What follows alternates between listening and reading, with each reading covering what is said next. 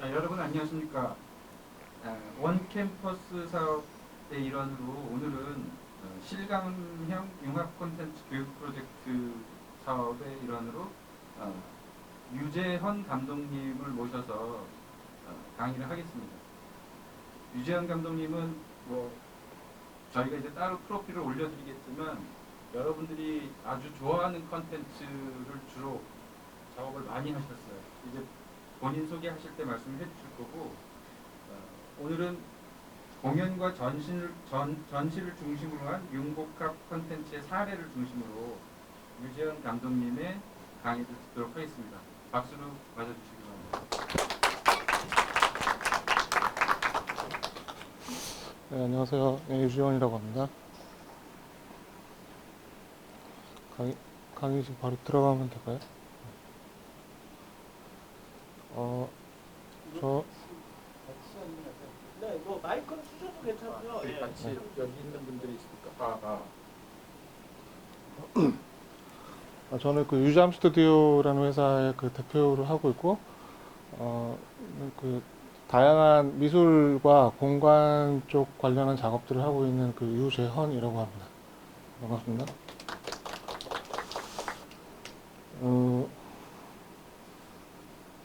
이제 보통 이제 시닉 디자인이라는 말이 있어요. 근데 시닉 디자인은 말이 세노그래퍼, 시닉 디자인을 하는 사람을 세노그래퍼라고 하는데, 이게 한국말로 좀 이렇게 풀어서 설명을 드리자면은 장면 디자이너라고 볼 수가 있어요. 그러니까 이제 뭐 디자인이라는 게 되게 뭐 제품도 있고 뭐 다양한 영역의 그 디자인이 있는데, 장면을 디자인한다는 거는 그 몇 가지 요소가 이렇게 합쳐져 있는 거를 얘기를 하는 거거든요. 그래서 이게 이제 장면 디자인은 일단 공간이 있을 거고, 그 다음에 거기에 속해져 있는 사람들이 있을 거고, 그리고 그런 것들이 모아져서 어떤 씬들을 만들게 되는 거거든요. 그래서 이게 용어적으로 봤을 때는 뭐 씬 디자인이라고 할 수 있는데, 사실은 대부분의 모든 상황들이 대부분 다 씬으로 이루어져 있어요. 아침에 일어나서 어느 장소로 가거나, 아니면 내가 뭐 어디 가서 뭘 경험하거나 이런 것들은 대부분 다 장소성하고 시간성을 가지고 있는 것들이고, 그 다음에 사람과의 만남이나 그런 그 그룹들에 대한 공동 경험 같은 것들이 다 이렇게 복합되어 있는 그런 요소들을 항상 겪게 되는 건데, 그래서 이제 예전에는 이제 시닉 디자인이라 그러면 뭐 무대 디자인 이렇게 한국말로 번역이 좀 잘못되어 있는, 사실 그건 좀 잘못된 표현이고요. 시닉 디자인이라는 거는 그 시간 공간을 포함한 씬들을, 장면들을 연출해내는 그런 거라고 보시면 됩니다. 그래서 이제 제가 그런 일들을 주로 많이 하다 보니까 그런 영역 안에 들어가 있는 범주들이 상당히 많아요. 이제 그 중에 하나가 이제 공연 쪽이 될 수가 있겠고, 그 다음에 전시 쪽 같은 경우에도 그 다양한 사람들이 그 공간에서 실제로 오프라인으로 경험을 하게 되는 그런 콘텐츠니까 이제 그것도 그 영역 안에 들어올 수도 있겠고, 그 다음에 뭐 올림픽이나 이런 굉장히 많은 사람들이 하게 되는 내셔널 이벤트라든지 콘서트 연구 뭐 여러 가지 장르가 다양하게 있는데, 그래서 저는 이제 제가 시닉 디자인 하는 개념에서 봤을 때는 이제 외부 분들이 봤을 때는 좀 다양한 영역으로 보이긴 하는데, 제가 생각하는 영역은 사실 하나예요. 그 시닉 디자인 개념에서 다 같이 이렇게 해볼 수 있는 영역이라고 생각을 하기 때문에 뭐 본의 아니게 다양한 영역 쪽의 작업을 좀 하게 됐습니다. 그리고 지금 타임 때는 제가 그 작업했던 그 포트폴리오를 좀 보여드리면서 좀 설명을 좀 드리도록 하겠습니다. 그리고 오늘 전체적인 그 주제가 융합 또는 융복합 이런 내용 기본의 기조를 두고 있는 것 같아요. 근데 저는 이 강의를 통해서 왜 융복합해야 되는가에 대해서 조금 더 고민을 해보셨으면 좋을 거라는 생각이 들어요. 왜냐하면 이제 좀 일반적으로 봤을 때 막연하게 이렇게 생각을 하거든요. 융복합 이렇게 좀 뭔가 좀 차세대적인 단어 같기도 하고, 좀 포스트 시대에 맞는 약간 뭐 그런 개념이라고 느낌은 가지고 있지만, 사실 근데 왜 융복합 해야 되고, 그런 당위성에 대해서는 명료하게 이렇게 생각을 하고 계신 분들이 별로 없는 것 같더라고요. 근데 그래서 사실은 이게 왜 필요한지를 갖다가 자기 머릿속으로 생각을 할 수 있는 기회가 된다면은, 그 다음에 방법은 어차피 목표가 중요한 건데 방법은 너무 다양하게 있는 거라서 접근 방법이나 진행 방법 같은 경우에는 개개인들마다 가장 적합한 방법이 있을 건데 그걸 찾아서 하시면 되지 않을까 싶습니다. 네. 이게 저는 한 20년 정도 이쪽 일을 했었고요. 근데 그 전에는 원래 이게 미술을 했었어요. 네, 미술 공부했었고, 그다음에 이쪽 영역에서 일한 지는 한 2000년 정도부터 있고요. 그다음에 이제 뭐 BTS이나 YG 공연들이라든지 이런 콘서트 쪽 영역도 했었고, 그다음에 뭐 올림픽이나 아시안 게임 개폐막식, 개폐식 같은 거에도 공간 연출이 필요하니까 그런 작업들도 했었고요. 그다음에 전시 콘텐츠 쪽도 좀 했었고, 이건 뭐 다양하게 했었습니다.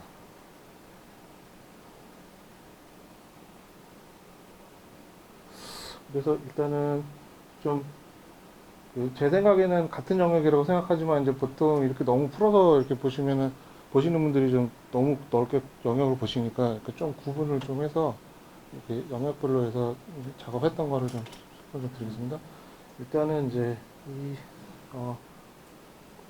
멀티미디어 쇼라는 거는 스펙타큘러 쇼라는 단어로도 쓰이긴 하는데요. 굉장히 다양한 매체들이 모여 있는 그 대형 미디어 쇼 같은 거를 얘기를 하는 거고요. 그 다음에 이제 팀파크 컨설팅 같은 경우에는 굉장히 많은 사람들이 그 어떤 팀을 경험하기 위해서 모이는 장소잖아요. 그래서 그런 거에 대한 포트폴리오고요. 이제 보통 이런 팀파크나 멀티미디어 쇼 같은 경우에는 굉장히 많은 자본과 시간이 투입이 돼야 되는 거예요. 근데 이게 일종의 어떤 경우에는 뭐 국가나 기관에서 사업비를 만들어가지고 하는 경우도 있지만 어떤 경우는 그 기업에서 이거를 할 때 하는 경우도 많거든요. 그래서 보통 그래서 이게 굉장히 그 많은 에너지가 들어가는 일이라서 이것들을 플래닝 할 때 일단 1차적으로 그 클라이언트를 만나게 되는데 클라이언트하고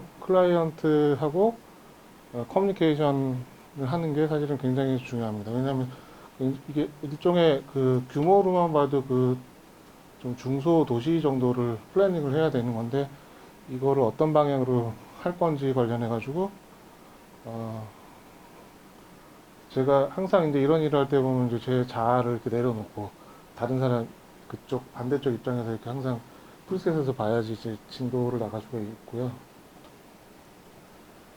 일단 이거 같은 경우에는 그 중국의 디즈니보다 매출이 더 많이 나오는 칭롱그룹이라고 있어요. 그래서 거기가 그 칭롱그룹이 그 테마파크, 심파크 쪽에서는 중국에서 이제 가장 큰 회사인데 거기에 그 주하이라고 있습니다. 그 중국 그 마카오 위쪽에 있는 곳인데 거기에 오션 킹덤이라는 팀파크가 있어요. 그래서 거기에 들어가는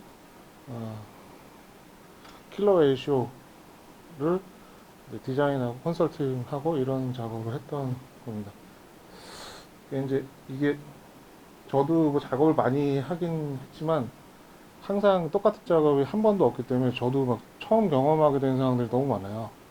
근데 이거 같은 경우에도 저도 처음 경험하는 상황이 너무 많았던 게 이게 범고래 쇼인데 범고래에 대해서 제가 아는 게 없잖아요. 처음 시작할 때.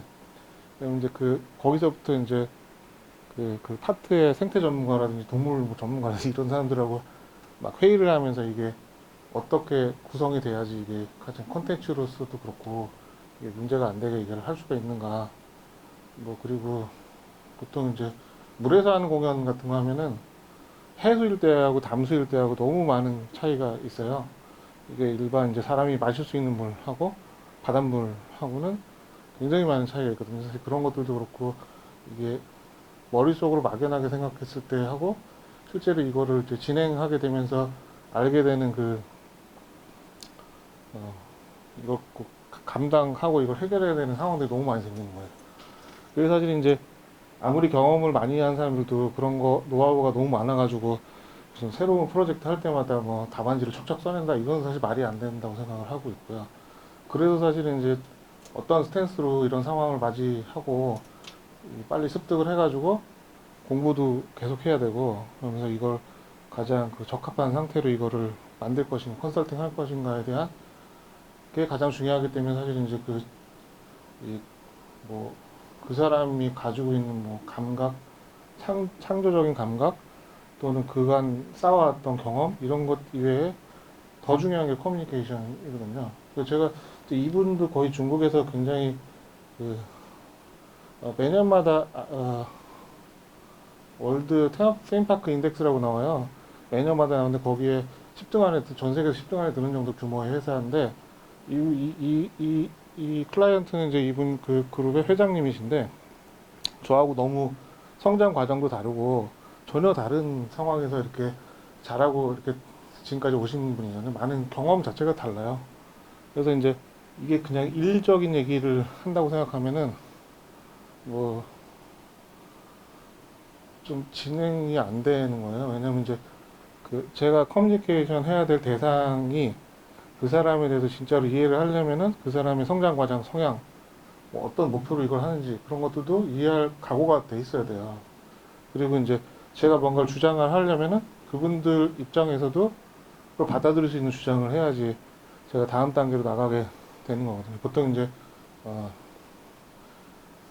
보통 이제 디자인에도 단계가 이렇게 여러 단계가 있어요. 그래서 처음에 이제 CDR이라고 해서 컨셉 디자인을 하는데 여기 이제 굉장히 개념적인 것들 가지고 방향성을 잡는 그런 단계를 하는 거고 그 다음에 이제 스키매틱 디자인 단계가 있어요. 이게 두 번째 단계인데 이거를 조금 더 현실화 해가지고 실현을 하려면은 전체적인 마스터 플랜이라고 하죠. 그런 것들과 가예산 정도까지는 나와야지 이제 이 프로젝트를 한번 해볼까라고 이렇게 생각을 하다못해 이제 그 보통 일반 분들도 그 자기 본인 주택을 짓는다고 해도 이제 땅 구매비와 뭐 주택 설계비, 공사비 이런 것들을 예산을 계획을 하게 되잖아요.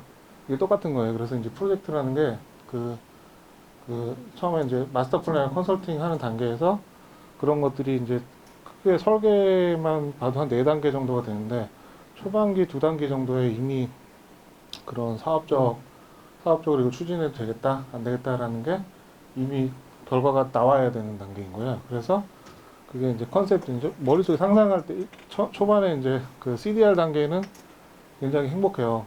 행복하고 왜냐하면 제한이 없고 항상 이제 시작할 때 보면은 누가 뭐 리밋을 두지 않으니까 이제 가장 행복한 단계죠. 혼자 할 수 있고 그래서 그 방향을 잡고 난 다음에 그 다음부터는 이제 스키매틱 단계로 넘어가는데 이제 그 순간부터 이제 고통의 연속이 되는 거예요. 왜냐하면 제한된 상황들이 계속 생겨나거든요. 왜냐하면 예산 상황도 고려해야 되고 이게 예를 들어 이 심파크 개발하는데 뭐 보통 신롱 오션 킹덤 같은 경우에는 심파크 사업비가 한 6조 7조 정도 들었어요. 6조 7조를 만약에 제가 쓴다고 생각하면은 진짜 신경 쓸 게 너무 많죠. 제 돈이라고 생각하면. 굉장히 계획을 잘 해야 되는 거예요. 그래서 이게 내가 봐도 이건 진짜 이건 베스트다. 다양한 측면에서 봤을 때도 그런 상태까지 이걸 단계를 만들어내야지 사실 클라이언트가 봤을 때도 그래 네 말이 맞다. 한번 같이 해보자 이렇게 되는 거거든요. 그런 건데 이게 규모가 아무리 작은 진짜 소극장 공연을 하나 저도 다양한 공연들을 했었기 때문에 그리고 예산이 막 그 외국 분들이 봤을 때 저거 뭐 올림픽 예산 많지 않나 뭐 이런 것들도 항상 그 똑같은 상황에 예산이 부족해요.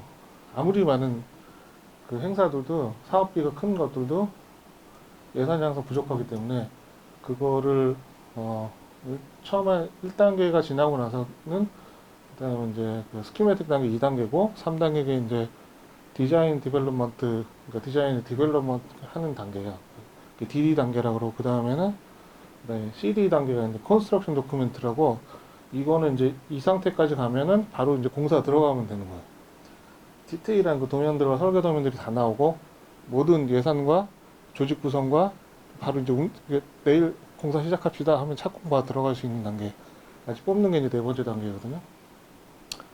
그리고 그 다음 단계는 이제 또 시공 단계예요. 시공 단계라서 그럼 이제 시공 단계가 들어가면서 그 크리에이티브에 관여했던 사람들은 뒤에 같이 CM단 같이 운영돼 가지고 이게 제대로 구현이 되는지 감리 역할을 하게 될 수도 있고 아니면은 그 디자인 설계 단계에서 해당한 네 단계가 끝나고 그냥 업무가 끝날 수도 있습니다. 근데 어차피 이게 업무가 원래 구분이 돼 있어요. 이런 사업들은. 그래서 이게 연결될 수도 있고 끊어질 수도 있고 해서 막 그런 일들입니다.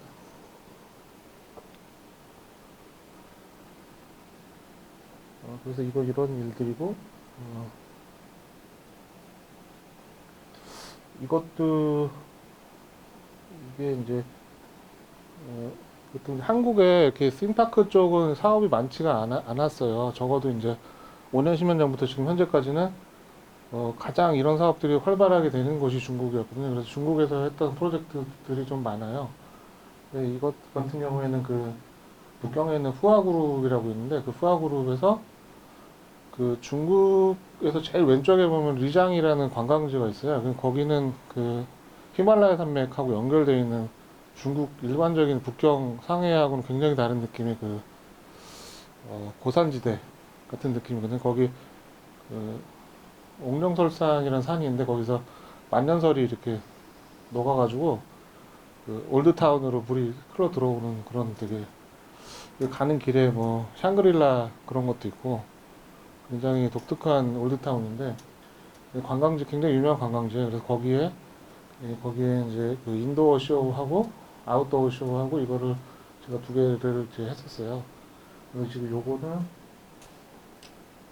이건 이제 인도어 쇼고요. 근데 이게 원래 없는 데서 개발을 하는 거니까 처음에 이제 그때 이제 클라이언트가 이제 오라고 합니다. 회의하러 가면 이제 땅 보러 가는 거예요. 그래서 땅 보러 어디 가자 그래가지고 이제 그 현장에 가서 땅을 이렇게 보면은 아무것도 없습니다. 그냥 벌판만 이렇게 있고 아무것도 없어요. 여기서부터 이제 시작을 하게 되는 거예요. 근데 이게 물론 뭐 제 땅이면 좋겠지만 제 땅은 아니니까. 근데 처음에 이제 백지 상태에서 그 넓은 땅을 바라보면서 여기를 어떻게 만들어낼지에 대해서 계획하면 굉장히 흥분되는 일이거든요. 그러면서 현장 답사하고 와가지고 일단 구글 지도 피고 이제 스캔 떠가지고 스케일 맞춰가지고 워크숍 같은 회의를 해요.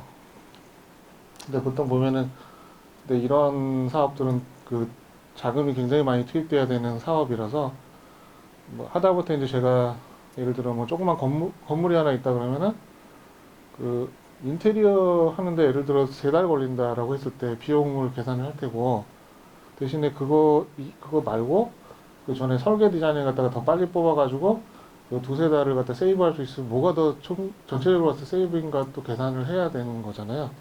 이런 기관 사업이나 심파크 쪽은 그런 게 굉장히 많아요. 그래서 마스터 플랜을 할 때 보통 한 업체에서 하지 않아요. 굉장히 그 작업 비용도 많이 비싸게 받고 전 세계에서 유명한 회사들이 다 와서 하는데 제가 요거 말고 다른 프로젝트인데 그거 할 때도 그 미국 회사 2군데, 뭐 유럽 회사 1군데 저희 회사 가가지고 막 4군데에서 동시에 마스터 플랜을 진행을 하는 거예요. 물론 이제 클라이언트 입장에서는 뭐 비용이 많이 나간다고 생각할 수도 있는데 사실 저 정도 규모의 사업을 하는데 시간을 땡겨서 빨리 런으로 가는 게 훨씬 이익이거든요.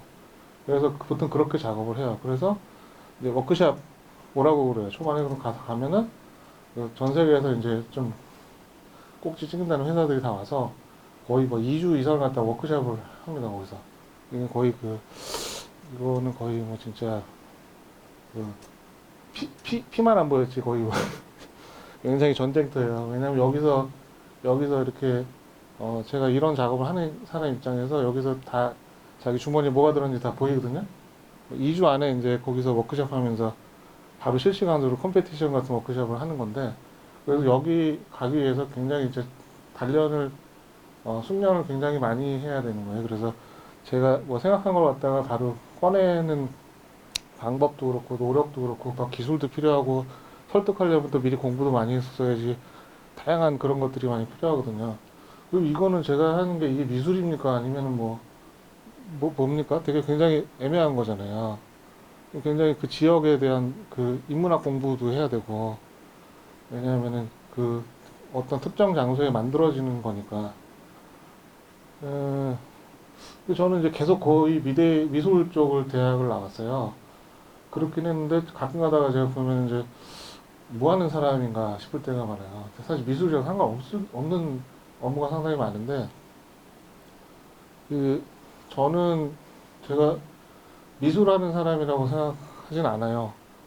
왜냐하면 그 제가 할 수 있는 그 능력들을 그, 그 여러 가지 그 장점들을 제가 장점화해서 그것들을 할 수 있는 최선의 사회와 만날 수 있는 접점을 찾으면 되는 거라서 제가 뭐 이렇게 캔버스에다가 그림을 그리거나 아니면 뭐 전혀 다른 걸 하거나 그거는 저한테 별로 중요하다고 생각하지 않기 때문에 그래서 그런 제가 좀 기본적으로 그런 잡식 성향 같은 게 있기 때문에 처음에 제가 공연 원래는 파인아트 쪽으로 했었는데 영역을 자꾸 이제 공연 쪽 뭐 이런 쪽도 하고 그다음에 뭐 재생 사업 같은 거 그런 쪽도 하고 다양하게 자꾸 이렇게 옮겨 다니게 됐던 것 같아요. 근데 옮겨 다닌다고 뭐 작년에 했던 걸 올해 일을 안 한 건 아니잖아요.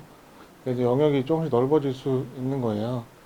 그러니까 제 친구 중에서 그 삼성전자 반도체 연구소에서 연구원으로 있는 친구가 있는데 제가 이 친구 굉장히 엔지니어 쪽에서 굉장히 유명한 사람인데 만나서 물어봤어요. 요즘에 가장 하이엔드 기술은 뭐라고 생각해? 라고 했더니 새로운 것을 익혀서 수빈 이겨 사용하는 게 기술이래요. 그게 뭐냐면 지금 시대가 너무 빨리 변화하고 있고 이걸 갖다가 그 낮게 원천 기술들을 배우거나 익히는 거는 굉장히 빨리 변화되는 것들이에요. 그러면은 사실은 이제 컨버전스 하는 기술들하고 그런 다양한 요소들을 내가 어떻게 어, 사용할 것인가 또는 그 다양한 사람들을 어떻게 만나서 이해를 하면서 내가 그 사회에서 꼭 필요한 기업 박스가 되도록 포지셔닝을 할 것인가 이런 거를 생각하면 이제 막 굉장히 관심 가져야 될 그 영역이 너무 넓어지는 거죠. 그러니까 이제 제가 뭐를 전공했다고 해가지고 끝나는 거는 하나도 없는 거예요. 왜냐면 저도 학교 졸업할 때쯤 하고 지금하고 비교를 해보면은 제 자아가 뭔지 모르겠는 정도로 지금 막 다양한 거를 이렇게 공부를 하고 익혀야 되고 사람들 만나야 되고 막 이런 상황이 생기기 때문에 그거는 이제 생활화 돼 있고 어, 어, 거의 습관같이 그렇게 패턴이 돼 있어야지 이걸 계속 유기적으로 이렇게 해나갈 수 있는 거라고 생각을 하고 있습니다. 그러니까 가끔가다 이제 저희도 회사를 하다 보니까 그 직원들을 계속 뽑게 되잖아요. 보면은 굉장히 그 좋은 학교 나오고 공부 잘하고 이런 친구들도 있어요. 근데 만나서 얘기를 해보면 좀 제가 허걱할 때가 이 좀 헛똑똑이다 이런 생각이 들 때가 되게 많아요. 뭐냐면 이제 이들이 생각하는 그 본인의 그 그레이드하고 사회에서 바라보는 본인의 그레이드하고는 완전히 달라요. 그러니까 이제 그들이 봤을 때는 이제 뭐 그런 스펙 같은 거가 굉장한 자기의 그 기본적인 달란트라고 생각을 하는데 사회에서 봤을 때는 굉장히 작은 거거든요. 그래서 이들은 약간 그런 성향을 보이기도 해요. 나 이런 스펙 쌓았으니까 이런 정도 대접은 해줘야 되는 거 아닌가? 라고 생각을 할 수가 있는데 사실 이제 사회 생활을 하면서 부딪히다 보면은 아직 시작도 안 한 거라는 걸 알게 되는 거예요. 그런 거고 대우라는 거는 사실은 회사에서 대우를 받는다, 뭐 부모님한테 칭찬을 받는다, 선생님한테 칭찬을 받는다 이런 거는 이런 것보다는 그 단계별로 이거 해나가는 과정이 사실은 중요한 건데 그것도 사실은 이제 그 스탠스의 문제인 거죠. 스탠스의 문제. 결과가 아니고 내가 지금까지 했으니까 나는 이런 사람이야가 아니고 사실 저도 되게 갈 길이 계속 앞으로 내가 뭐 하고 살아야 되나 막 계속 고민하거든요. 저도 이제 좀 있으면 이제 한 50 정도 됐는데 저도 계속 고민돼요. 왜냐면 요즘에 그 오래 살잖아요. 그러니까 저도 한 50년 잘하면 한 50년 살 건데 이제 반밖에 안 사는 거니까 계속 고민을 하게 돼요. 앞으로 베스트로 뭘 해야 되는가. 그러니까 사실 저나 뭐 여러분들이나 입장이 뭐 별반 차이 없다고 생각하고 있습니다. 그런데 이제 그런 거에 대해서 그런 경험을 많이 안 하신 분들이 약간 그런 식으로 이렇게 사회에서 그런 식으로 기브앤테이크 될 것이다라고 생각을 하면 그거 오산이에요. 오산이에요. 왜냐하면 이제 그거보다 훨씬 컸거든요. 그러니까 자세가 굉장히 중요하다는 생각이 듭니다. 커뮤니케이션하고 받아들이고 이해하려고 그러고 그 단계별로 이렇게 해나가는 그 의지 뭐 이런 것들이 굉장히 중요한 거라고 생각을 하고 있습니다. 여기 보면은 나중에 이 페이지가 좀 많은데 사실은 그냥 한번 보시면 될 것들이 대부분 다 그림들이어서 이게 이제 어떤 프로젝트가 그런 거 조그맣게 써 있으니까 제가 요거는 나중에 자료로 공유를 해드릴게요. 네, 이제 한번 그냥 보시면 될 것 같아요. 이거 뭐 특이한 내용들만 있으면은 이런 것들 다 이제 그런 팀파크 디자인하고 컨설팅하고 이런 작업들이고요.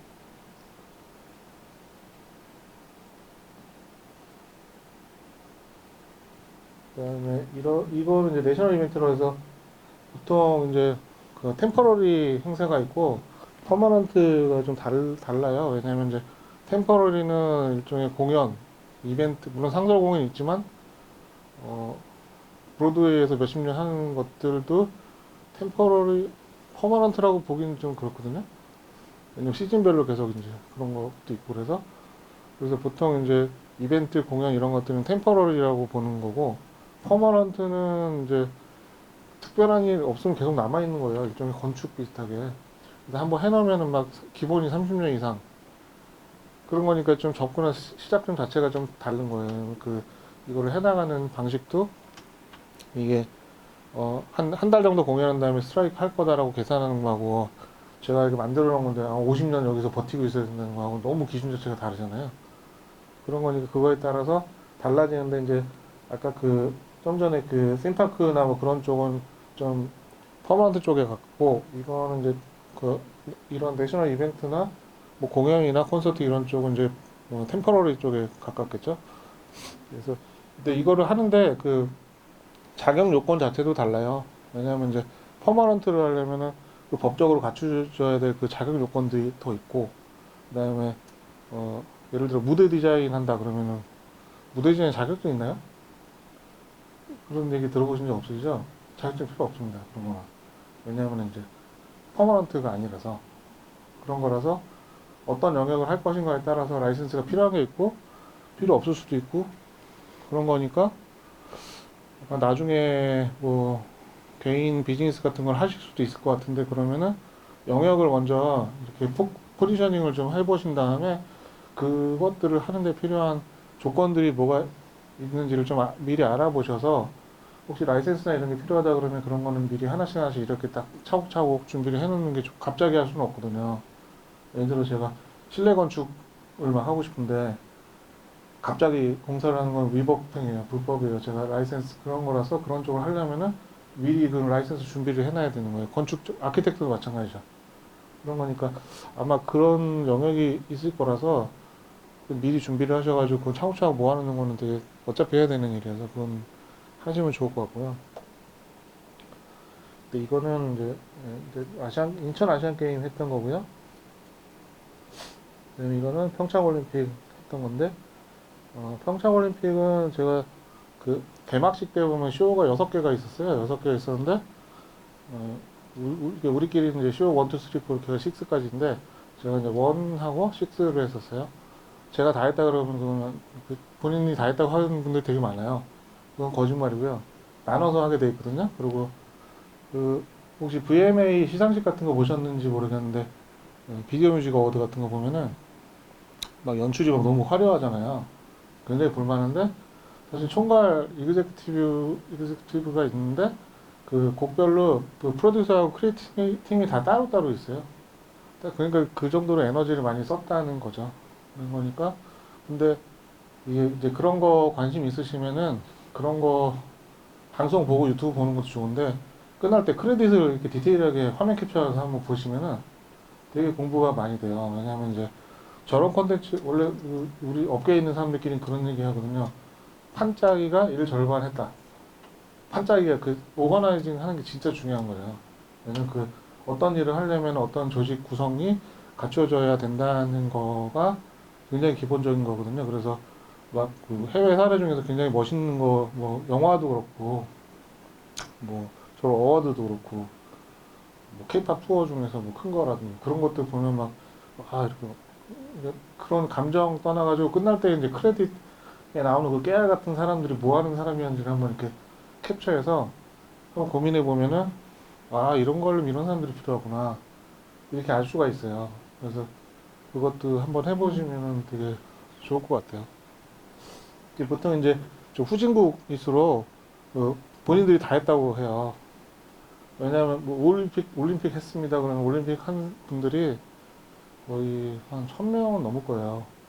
파트별로 해서 섹션이 너무 많고 있는 건데 이제 잘 모르는 분들은 그냥 그런가 그러는 건데 이제 우리는 이제 만드는 사람 메이커스라고 생각하면 이제 그 조직 구성 어떻게 되는지 좀 되게 공부를 해볼 필요가 있겠죠. 그래서 이제 이게 CO1이고 이게 CO6고요. 그다음에 이거는 요즘에 그 얼마 전에 그 트럼프 대통령이 틱톡 미국에서 금지했어요. 그래서 틱톡이 있다가 지금 뭐 마이크로소프트가 인수하냐 뭐 어디가 인수하냐 이러고 있다가 지금 마이크로소프트가 이제 날라가고 오라클이라는 회사에서 이제 인수를 했어요 틱톡을. 그래서 미국이랑 그 캐나다인가 그쪽 사업권을 이제 오라클이라는 회사에서 받아서 하는 건데 저는 좀 그런 거 좀 어떻게 좀 변화 바뀌고 있는지 좀 그런 것도 좀 관심이 많아서 뭐 플랫폼을 좀 계속 찾아보고 좀 보는 좀 그런 성향이 좀 있거든요.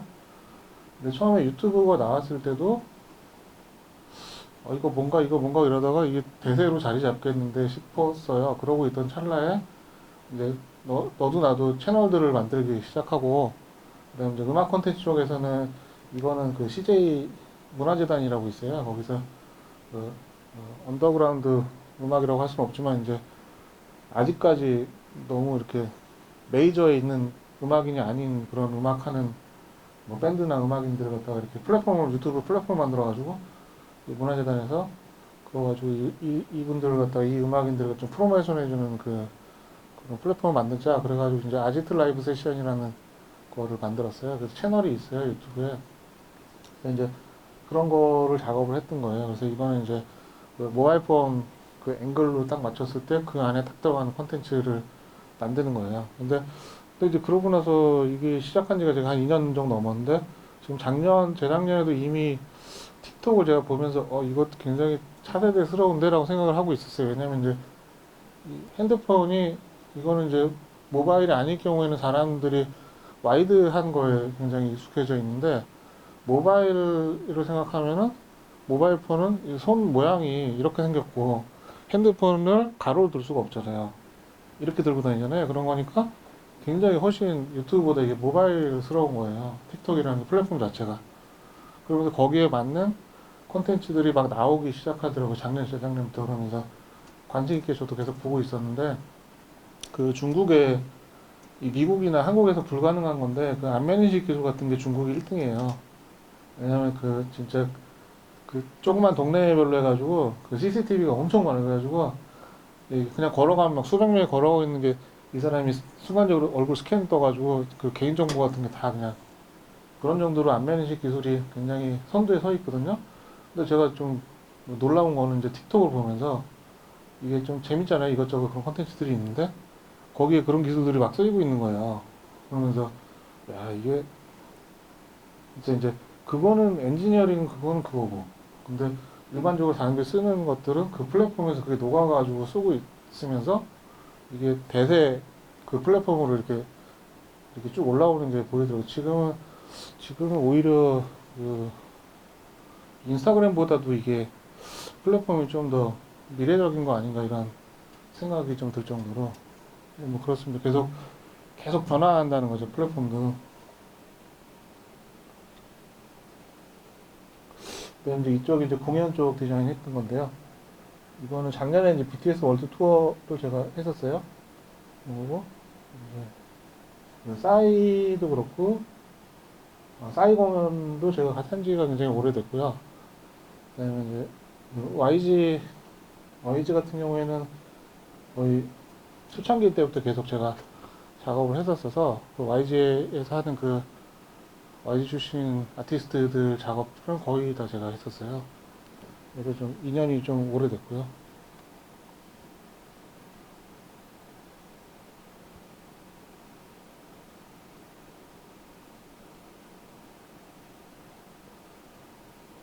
근데 이게 지금 제가 그 공연 이렇게 딱 묶었는데 패키징이 공연 중에서도 너무 달라요. 왜냐하면 그 규모상 다르기도 하고 장르상 좀 다르기도 하고 그런데 일단은 규모상으로 봤을 때 좀 작은 프로덕션의 공연도 있고 그 현장에 나가면 누가 누군지 모르겠을 정도로 이렇게 프로덕션이 큰 그런 공연들도 있고 그렇긴 한데 근데 역할은 사실은 똑같아요. 그러니까 저도 이제 저희 회사 그 디자이너들하고 뭐 이렇게 같이 얘기를 하다 보면은 이제 그런 얘기들 할 때가 많아요. 이제 어떤 프로젝트 가서 할 때는 그게 프로덕션이 크면 좀 더 조직화돼 있잖아요. 분업화돼 있고 그래가지고 그런 것들을 거기에 맞춰서 하고 굉장히 저는 이제 플렉서블 해야 된다고 생각하는 건데 근데 만약에 좀 규모가 작은 프로덕션 가면은 그 일이 없어졌냐 아까 이제 크레딧 잠깐 말씀드렸는데 크레딧 보면은 막 이게 막 진짜 짠 글씨로 눈이 나올 정도로 이렇게 길게 뭐가 나오잖아요 텍스트들이 그 역할들이 진짜 작은 소극장 공연에도 사실은 다 있어요 다 있는 건데 그 어떤 역할을 갖다가 스윙을 어떻게 하냐 그거라서 이게 이제 그 프로덕션 크기에 따라서도 굉장히 플렉서블 할 수 있다 이렇게 뭐 예를 들어 이럴 수 있죠 저 큰 프로덕션만 일하다가 작은 프로덕션 가면 나는 좀 급파트에서 전문가인데 이 작은 프로덕션 와서 내가 이런 까지 해야 되나? 라고 하면 그거는 잘못되는 거예요. 왜냐하면 그 프로덕션이 작거나 크거나 할 때마다 역할하고 그런 게 다 달라지는 거죠. 이렇게 역할놀이 하는 거잖아요. 일이란 게.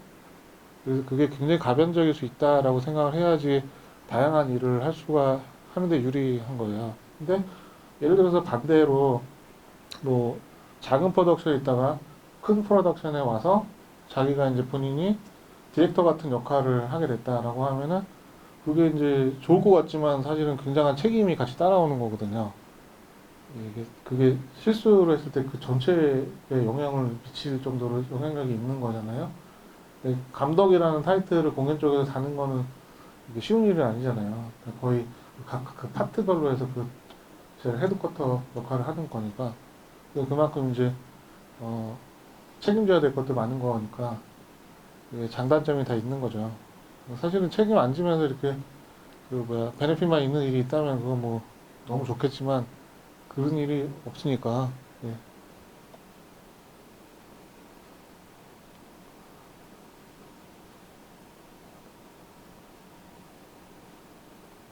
지금 몇 분 남았죠? 네, 그래서 제가 지금 좀 전체적으로 좀 말씀드리고 싶은 내용은 이제 그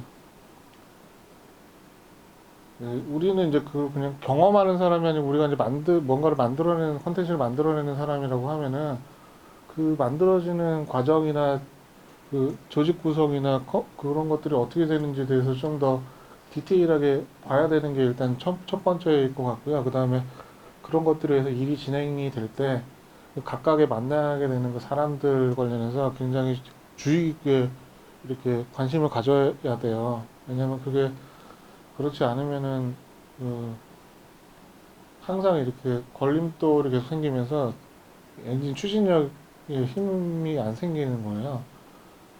그래서 그런 그 스탠스라고 해야 되나? 그런 게 되게 중요하다고 생각을 하고 있습니다. 보통 이제 공연할 때는 이제 스텝이라는 단어를 많이 쓰잖아요.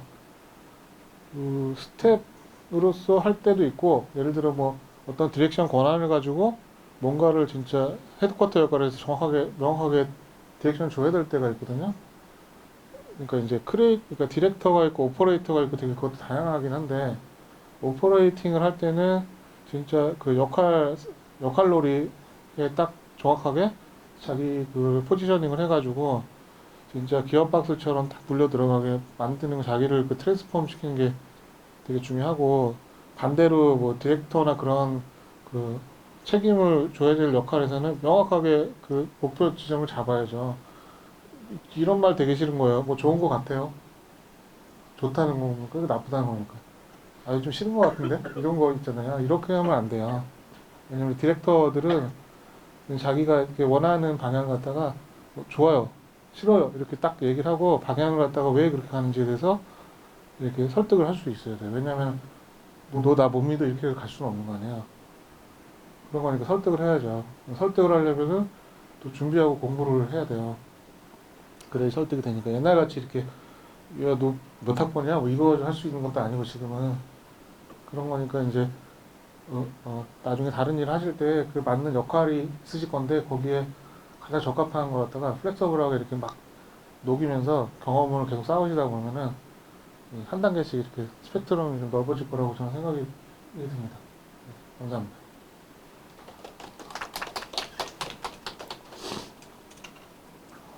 자, 잘 들으셨죠? 엄청난 프로필을 봤어요. 그러니까 우리가 지금 우리 영상예술대학 안에서 어떻게 보면 언론적인 공부를 하면서 향후에 이제 자기 꿈들이 있을 거예요. 물론 지금 다 여기 뭐 디자인 전공하는 분도 계시지만 연기 전공하는 사람, 영상 전공, 기획 전공, 다 음악 전공까지 있는데 이 감독님이 하셨던 작업들 보면 다 그런 부분들을 아우르는 역할. 그러니까 디자인이 디자인에만 머무르지 않고 융합되는 과정을 이해하고 그걸 통섭하는 과정까지 다 컨트롤 하신 것 같아요. 저도 원래 알고 있었던 프로젝트도 있었지만 이렇게 엄청난 프로젝트를 또 하셨는지 몰랐네요. 사실은 그 BTS만 이렇게 귀에 들어왔었는데 더 의미 있는 작업들을 더 많이 하셨고 제가 알기로는 뮤지컬도 하시고 연극도 하시고 다양한 부분의 경험이 굉장히 많으셔서 이번 시간은 이걸로 마치고 다음 강의는 또 이 사례를 중심으로 한 프로젝트인데 과제 사업을 중심으로 아까도 말씀하셨다시피 조직이 중요해요. 조직 구성과 프로세스가 중요한데 그 부분을 중점적으로 아마 강의를 해주실 겁니다.